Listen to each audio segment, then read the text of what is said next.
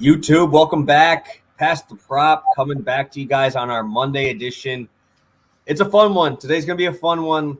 2 games for Monday Night Football. We are not usually blessed with this type of luck here, but I got some bangers for you guys today. Joined as always by my guy Monto Football. How you doing, Stu? I'm doing good, man. Definitely can't complain right now. We've got some great football on tonight. I think, honestly, this is a great slate. I mean, this Vikings-Eagles game might be my most anticipated of the week, just in any game, maybe besides that Ravens-Dolphins, which obviously lived up to the hype. But yeah, great slate tonight. Always happy to have 2 football games. What's the time situation? Are these going back to back? No, they're like 6 and 7. They're like right. You're going to be watching both. You're gonna have to be ready to watch both. I'm gonna have my laptop out for one of them and the TV up for the other. So, should be some great action here. And yeah, this is tough because you do showdown slates on your DraftKings or FanDuel. It's tough because there are tons of big weapons, big options. I'll bring that up in a second here. Want to make sure we get our recap in first. I know I did see some messages on the comment section that they wanted it every time, and I'm like, yep, we'll have it. We'll always have it. Week 2, we got extremely lucky. Not I wouldn't say lucky because St. Brown just decided to be the greatest player on the history of the earth. And Davante Adams screwed me over, but hey, he got the touchdown, got us our 3.2 unit profit there. That was very big for us as we sweep your game, right? We sweep up the Washington game with 2 winners and the Samuel. Samuel killed it again for my best balls cash. He moved into my flex lineup this week. He's cooking for me. And then we had both lose. I was give me one sec here. I was so unbelievably happy to watch the Raiders lose that game for playing like such pansies in the second half. I was so happy because they literally tried to do exactly what the Patriots used to do, but the Patriots can actually run the football, right? And they have Tom Brady to get you through it. McDaniels just tried to ice the whole thing. I'm like, bro, you can't do this. And I'm like, come on, Arizona, let's go. Cook these guys. I'm like, put Josh McDaniels out of this freaking job, dude. That was the worst. That was looking like a Packer second half when they're up like 6 with damn Mike McCarthy on the goddamn sideline. That's literally what it looked like. I can't imagine what you were feeling on that, obviously, because he had, 205 first half? Yeah, no, it was hard. It was one of those where you do the work, you obviously feel great about it, and then you're watching the game like, why is this bet not going to win today? It just felt bad. Like the way they played that game, like you said, then going to overtime thinking I've got a chance maybe, we might pull this out. The car's going to fill eventually, and it never happened. I mean, pretty much 20 yards in the second half passing. Just, it was a tough week. Tough week. Obviously, upset. Like you said, we sweep the Washington game. We started out well, then we went over to the Raiders and lost back to back. So even day, obviously, with the plus the touchdown parlay. But ugly stuff in this one. Yeah, it felt like my Herbert one last week. He had 220 in the first half and couldn't even hit 280. It was just annoying, very annoying there. And it was okay because Adams had no fucking chance. He was nowhere to be seen. I was happy to see Waller getting a little bit more involved in that offense as well, but man, he was nowhere to be seen. Mac Hollins is now the number 1 in Oakland or Las Vegas, so I don't know if Adams hooked up with Carr's sister or something, bro, but what the hell, dude? Oh my. I'm glad you brought up Mac Hollins because not only was he the number 1 wide receiver in that game, they caught a pass. I wasn't looking at the TV, and the announcer went, oh, there goes Carr to his favorite target, and it was Mac Hollins. I'm turning around thinking, okay, those are some DK points. That's Devontae or Waller. Since when did this happen? Since when is Mac Hollins the wide receiver 1 on this team? We got to bet his touchdown next week. I mean, this seems like a thing. I don't know how many people have noticed that this is a thing, but I'm glad you brought that up. That was insane. Devontae Adams, Hunter Renfrow, and Darren Waller on this team, and Mac Hollins is his favorite target. That's infuriating. But we should bet his touchdown. That's why I didn't draft Carr in any. I didn't touch Carr in anything. I didn't touch Adams really much. But man, dude, that was just so bad. So if we go through it, I believe that made us because we were 0-2 on Thursday there, so that would be 3-5. We're 0.4 units down there. So through 2 weeks so far. We are very close to even at minus 0.17. So we got 2 plays for you guys today, along with our touchdown parlay, hoping to get us back into that positive zone there. We've had about 2 of these plays where it's like you win those 2, you're up 2. We kind of get back into like that +3 unit spot. But hey, that's what we're here for. We're going to keep this going. It's a long season, obviously. Very tough to have a couple of those losses. But yeah, there's a couple of these spots here tonight, obviously, that we like. But I want to look over some of the stuff from week 2. Obviously, we talked about week 1 being obviously can be everywhere, right? It can be, you can see some crazy stuff. You can see some stuff that you don't expect. You can see, obviously, like last week, all the big time receivers showed out. How about this week? You saw, obviously, Justin Jefferson didn't play. A.J. Brown didn't play, so we didn't get there yet. But what duds, bro? You got Jamar Chase, dud. You got Adams, dud, right? You got some pretty big duds. Obviously, Tyreek Hill took his step forward after a average week 1. But you had 2 guys in like Jamar Chase and Devontae Adams who first-round draft capital on your fantasy teams have huge week 1s and then just fall flat.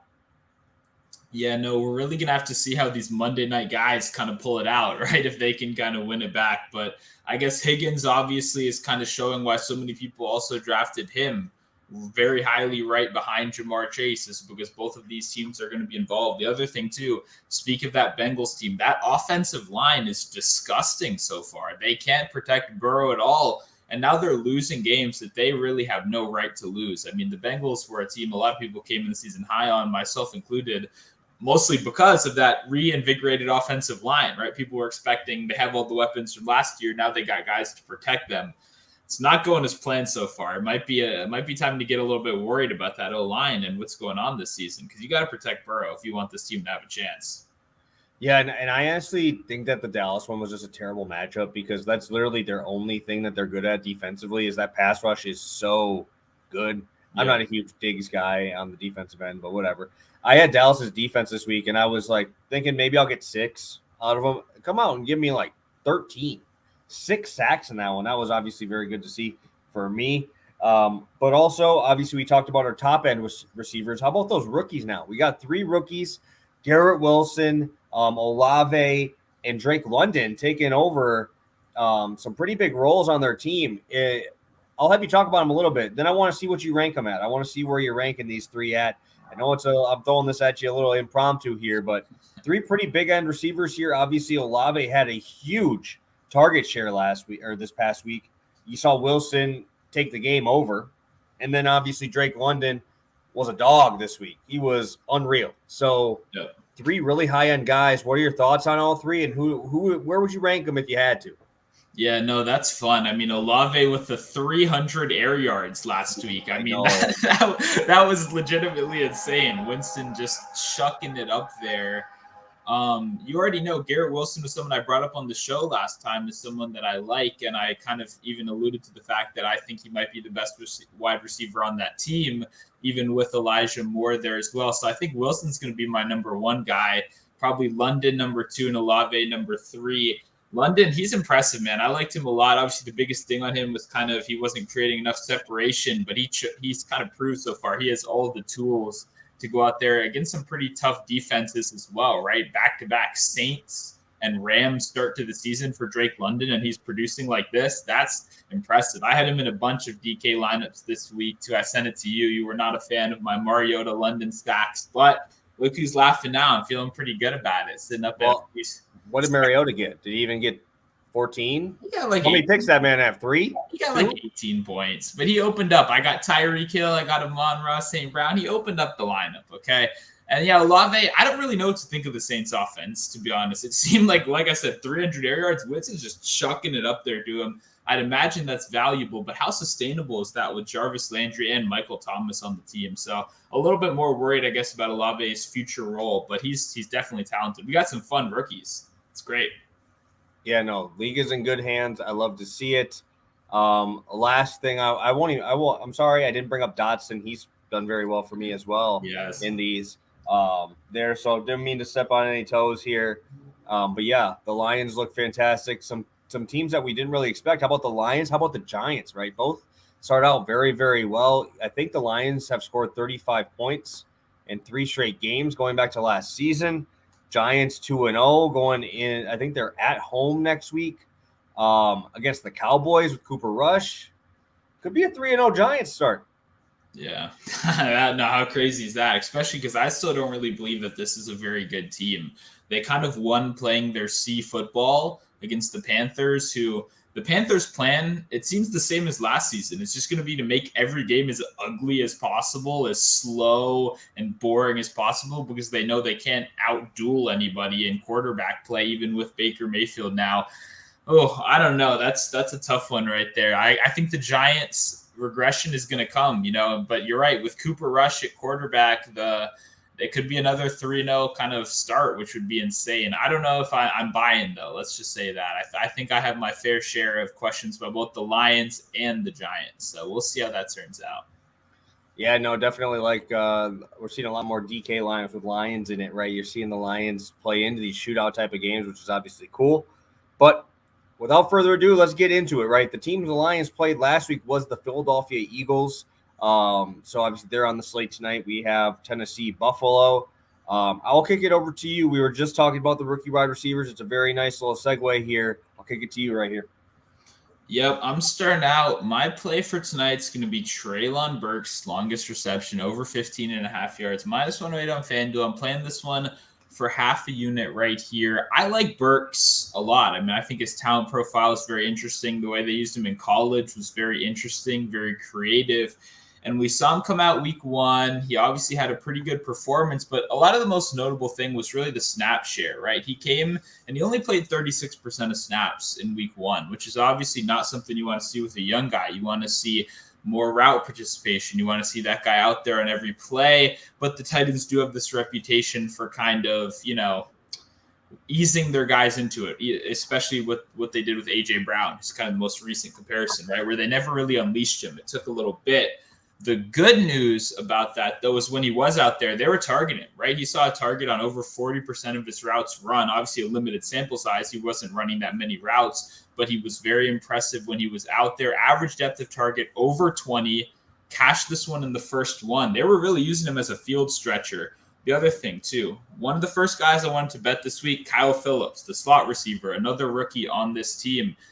It's looking like he might not play today. He's been questionable throughout the week, missed a couple practices. I think he practiced once during the week. Limited, I think it was. Yeah, I read some reports from the beat writers saying he didn't looked a little tender, kind of catching passes with only one hand, not really using that injured shoulder as much. Then today they brought up, another wide receiver, obviously, to kind of fill that void just in case. So I'm kind of thinking Phillips may not play, or if he is, he's going to be limited. I think that just means more opportunities for Burks. To me, this wide receiver room is wide open right now, right? Robert Woods is there. Westbrook is there on the outside, but nobody's really intimidating. I think there's plenty of room for growth.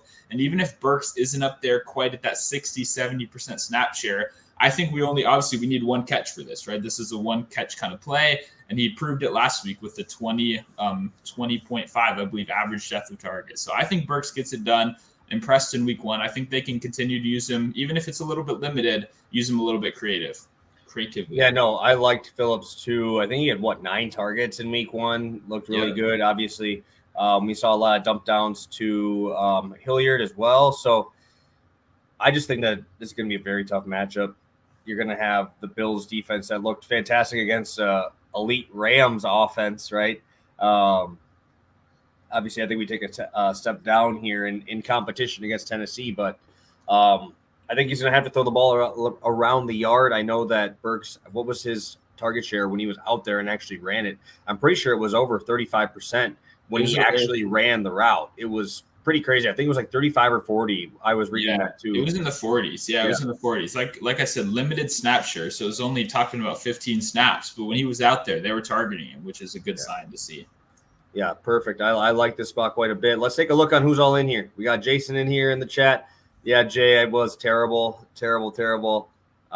Plus Money Bob back in the house here. Love to see it. I'm sure you'll like us a little bit more on the anytime touchdown. I don't think we got a plus money spot here on this one yet.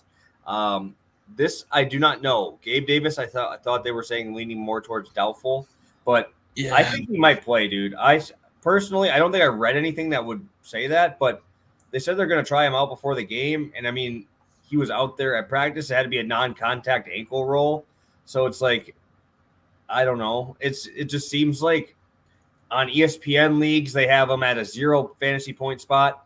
On Yahoo, he's at 15. In my other Yahoo, he's at 13. So it's like, who do you trust here? I think he will personally. I just don't know how long he will when they're up by however much they're up by, Yeah, I would also say there's a pretty long history of just if a guy misses practice midweek but doesn't start the week on the injury report, he doesn't play. So that's going to be my guess. He didn't start the week on the injury report. He popped up. I'm going to guess he doesn't play, but I like I said, I have no clue. That's just kind of, it's worked in the past, so I'm going to go with that, But it matters a lot. We're going to need that news for Bills pass catchers for sure. Yeah, that's why we're kind of in this weird spot on this slate. That's the biggest news, right? If Gabe Davis doesn't play, obviously that's a huge boost to Stephon Diggs. I'm sure his ownership will fly through the roof there. But yeah, I'm in a fantasy league. I posted a picture of it about 20 minutes ago of what I have tonight, and Gabe Davis is in my lineup, but I do have Jamison Crowder as a backup. So we're going to be cutting it close. This is the 16-man league, and Gabe Davis and Elijah Mitchell both out. Jesus, this is just it's rough. It's brutal. Jake and Peoria, congrats, man. At least so far, you are number one in the fantasy thing. He dropped 199. That's an impressive day. He did stack the Lions game there, so that was a very great stack. Ran it back, obviously, with he had St. Brown. I think he had one other guy in there, maybe Wentz in there too. But yeah, great job. That was awesome to see. I've been seeing some pretty high scores in those, so that's cool to see there. Let's kick it over to you here on two last questions before I get into my play here. Do you have thoughts on your anytime? Do you have thoughts here on Knox with how poorly he played in week one, how limited he was in the targets? I think he only had 3 targets in that whole game there. Yeah. Obviously, we don't know about the Davis news, but is this a spot that you might be attacking here at all? It's tough because Dawson Knox, like you kind of mentioned, he's never really been the biggest target share guy, but it obviously was not there at all last week. He is a red zone guy, though, right? He's a big, kind of strong, fast red zone guy. When you got to count for all those other people and Josh Allen, it becomes a very appealing red zone target. So I would lean yes, but last week was definitely concerning. I would like to see him out there a little bit more. I don't think it's going to make my card personally, because I think the price still kind of reflects him being that kind of great red zone option, which he hasn't necessarily proven he is yet. And I think Gabe Davis being in or out also definitely matters. That's one less weapon that, would be available down there. So we'll have to see a little bit closer, but I'm guessing the odds aren't good enough for me. No, I'm off this just because it's plus 140. For 3 targets. Come on, that's tough. Obviously, easily could happen. He's been elite in the red zone last year, but I mean, I expected a little bit of regression, not as much as yet last week, but yeah. So I'm going to I probably would like to see that a little bit later in the game, maybe hit it live at like plus 200, maybe plus 250. I think that gives me a lot better value because I'm sure they're just going to go right down the field, get up 7-0, and the line's going to move a ton. So yeah, I do like him at a higher price tag for sure. So I do have the first 1.5 unit play of the year for your boy here. I might put more on it personally. But yeah, for where we're at, right on that 0-ish spot for the year, this is a big play to move our numbers our way if we want it here. Dalvin Cook over 92.5 rushing and receiving yards here. 1.5 unit play for me. First off, let's just talk about DeAndre Swift cooking these guys last week. Absolutely cooked them for 144 on the ground. And he still had 3 catches for 31 yards. I think that I want to have the receiving part in there just because if this does get a little bit behind or out of hand, Kirk Cousins doing the dump offs. It is primetime Kirk. We know we have a guy in this group of us too who knows about primetime Kirk more than the other. I obviously watched a lot of primetime Kirk with Minnesota, but you know what it is. This man can play in big games like this. Hopefully that continues. He's against me in fantasy tonight. I'm hoping that means they lean a little bit more on Dalvin and they kind of let him get going. Obviously, we talked about it last week when I bet on Jefferson. he is a much better play action guy, which means I hope we see Dalvin involved early and often to get those play action plays moving. We saw also what his line right now for rushing attempts is at 16.5, minus 130 to 140 to the over. Looking at his past game logs from last year and this year so far, he's had 9 games total where he had 17 carries, 7 for 9. He's hit that in, and then 1 for 1 this year. So that's 8 for 11, or no, 8 for 10. 8 for 10 total, 80% hit rate. Something I do like to see there. 30% run block advantage for the Vikings today compared to a minus 36% pass block. So hopefully that means we see some pressure and we see some dump offs, get those quick plays in there. And one thing that does really matter to me is like when you play the Titans, right, you're going to load the box up against Derrick Henry. You cannot load the box on the Vikings, dude. You have to have a guy over the top on Jefferson, or he's going to just drop the same thing that happened last week, right? That is the recency bias that I think really helps here, is that everybody just saw what Jefferson did last week. Everybody wants that not to happen here, right? He cooked the Packers. So I think that we're going to see that. And Dalvin Cook quietly ended up with 108 total yards last week. No one talked about it because Jefferson had that big of a game, but he had 108 last week, 20 carries. He is the workhorse when he is healthy. And we didn't really see Madison having to come in that much in last week's game, right? We saw Dalvin Cook still owns this backfield when he's healthy. Everybody loves Alexander Madison as a handcuff because that's how much the Vikings use their running backs. But Alexander Madison is still a very, very far back RB2 in this room. Dalvin Cook over 92.5 rushing plus receiving. Give me that 1.5 unit play, first one of the season.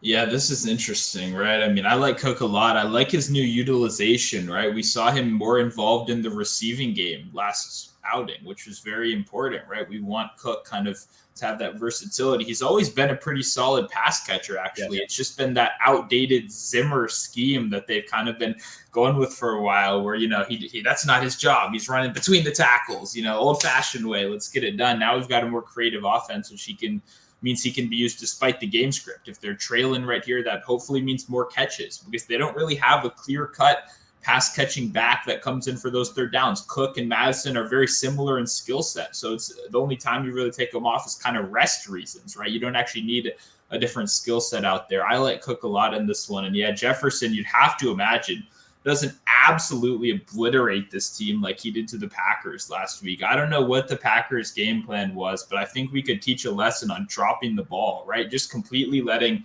Jefferson run wild was obviously a crazy sight. You have to imagine the Eagles have studied up on that tape, kind of hoped to realize where you guys went wrong, and will be giving Justin Jefferson a lot more attention than he was given last week. Yeah, it's just unfortunate the Packers don't let Jair shadow, which is like, why would you pay a guy $20 million a year if you're not going to let him shadow? Because obviously you could see how visibly upset he was, but there's no defensive back here that's going to be able to one-on-one cover Justin Jefferson. No corner in the NFL would. He cooks Jalen Ramsey one-on-one if he has to, right? But I think in this game, the Eagles definitely have a good front. But like I just said, we have a 30% matchup advantage on the front line there. And the linebackers are definitely the worst of the three for secondary linebackers and obviously front. The linebackers are definitely the worst ones. If I'm going to have Dalvin Cook in space against a backer, give me that.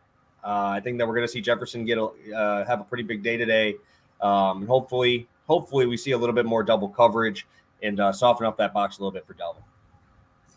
Yep. This will be a fun one. I'm super excited for this game, honestly. I want to see how both teams attack it. I want to see how good the Eagles are because I still, in my heart, maybe it's as a Washington fan, I still don't want to believe that Hurts is really that good and this team is like the level that everyone is kind of hyping them up to be. You know, I want to see it because beating the Lions doesn't do it for me. I need to see you beat the Vikings. So it'll be a good game. And the Vikings just blew up the Packers. How much should we really learn from that game? I didn't really learn anything. No, so we don't.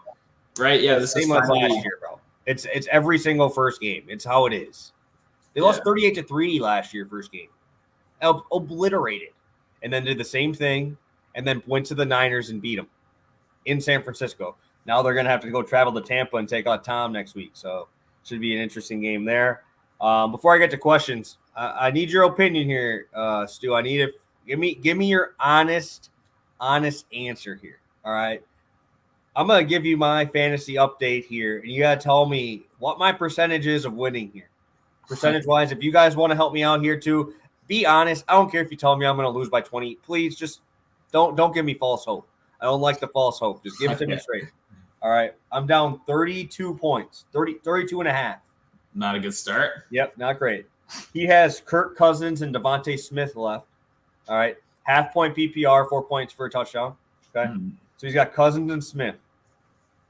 I'm going to be rolling out there with Josh Allen, Dallas Goedert, Tyler Bass, and then if obviously Gabe Davis gets ruled out, I'll move in Jamison Crowder into my flex. What are my chances here? Obviously, it's on that line where you don't know, but obviously Josh Allen has a great matchup tonight. Tyler Bass has been scoring at will always. Every time I draft him, he does well. I think he had 9 last week. What are you thinking? What Yeah. out of 10? What is your scale of 10? I win. 1, I lose. Where are you sitting on confidence level that I win this? Yeah, you're gonna really need a primetime Kirk performance to come right here. I would say if Davis plays, you're sitting at a solid 3.5. And if he doesn't play, you're probably down to like a 2. Maybe you're a 4 with him, with Davis, because Davis could blow this up. And the thing about Smith is he's the same on the other side, just not as good. I think Smith could score like 15, but he could also score 0. And I think they're kind of the same probability. He scored 0 last week. I already saw it. So that's an interesting one. It's not looking great, but a primetime Kirk performance and a Gabe Davis, injury flu game, and you got the win right there. Yeah, Allen is projected tonight. 27. So that's really helping me. I think right now Yahoo's giving me a 46% chance to win, but still obviously has Gabe Davis at his full numbers there. We got some questions here. Yep, they got to worry about Jefferson. Definitely think that helps a ton. Yes, I would definitely say 93.5 is viable. I think that's still a good spot there.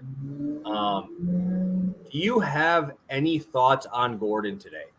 We've seen a few people bring up Josh Gordon. I mean, he just got brought up from the practice squad. So, like, how much confidence can you really have in this guy? Is this a spot you're willing to go if Phillips is ruled out? Obviously, if he's not, I am not touching Gordon with a 10-foot pole. But if he is ruled out, are you going to look there for any sort of line? I don't know if they even have any like that. Oh, that's tough. I mean, I would say if Phillips doesn't play, then maybe you can even look in that direction. If he does play, then I wouldn't, but I'm still not going to do it. I need to see something, and it's not going to be priced well, right? Josh Gordon will be priced above more people that may deserve it more because we just know his name. But right now, in the role he's played in the NFL over the last 5 seasons, or maybe not 5, maybe 3, is pretty much practice squad, random call-up receiver that you go, oh, he's on this team. And he's not going to be priced like him because he's Josh Gordon. And we all know he was really good at one point. So I'm not going to buy into that just because we know his name. We know him. That's cool. I'd rather bet like Swaim and like some of these other guys that are actually guaranteed to even touch the field, which Josh Gordon is not. All right. What would be the lowest odds that you would touch Josh Gordon anytime touchdown? Because I already just looked. Don't look at what it actually is. What would be the lowest one you would take him at? It would need to be like 12-1 for him to score a touchdown, something like that. Maybe a little bit closer to 15. Why? What are we actually looking at? Well, you just talked about Swaim. It's at 8-1. Gordon's at 10-1. Plus 1,000 to score a touchdown tonight. The only guys lower is Trenton Cannon and Julius Chestnut. So those are who you're fighting real for player with. Is Julius Chestnut a real person that you just read off? 18-1 to score a touchdown here. Okay, well, I will be considering that one. I like Swaim at 8-1 more than Gordon, though, at 10-1, because he actually is out there. He plays. So I would consider maybe a couple bucks on that one. But yeah, no chance for me on Josh Gordon. And it looks like Steve Bright brings up Kumaro, too. He's been involved, too. You know him, right? That's a Packer. Yeah. He went to college right around me, D3 Whitewater down here. But he's 6-1 only on DraftKings, so make sure you grab that on FanDuel there. But I do not think we have any other questions here. If you guys do have questions, bring them up here, and then we will do our recap and our touchdown. We'll get that right out of the way here. Obviously, only one play apiece here today on this slate, and then we'll get to our touchdown scores. Sounds good. I'm starting out Treylon Burks, longest reception over 15.5 yards, -108 over on FanDuel. Playing this one for half a unit. Okay, I'm going to move that to 0.5 for all you guys there. Half unit there. So I'm going to pick up the other half. I'm going to take his half unit and throw it on Dalvin Cook for 1.5. 92.5 rushing plus receiving. This is what we came for, right, guys? We just hit our last one. Obviously, very happy to see that in the win column. Let's get to our touchdowns. Yeah, we're doubling up on a theme right here. We're going quarterback. So I'll start us off with Jalen Hurts. I already bet his rushing yards this morning.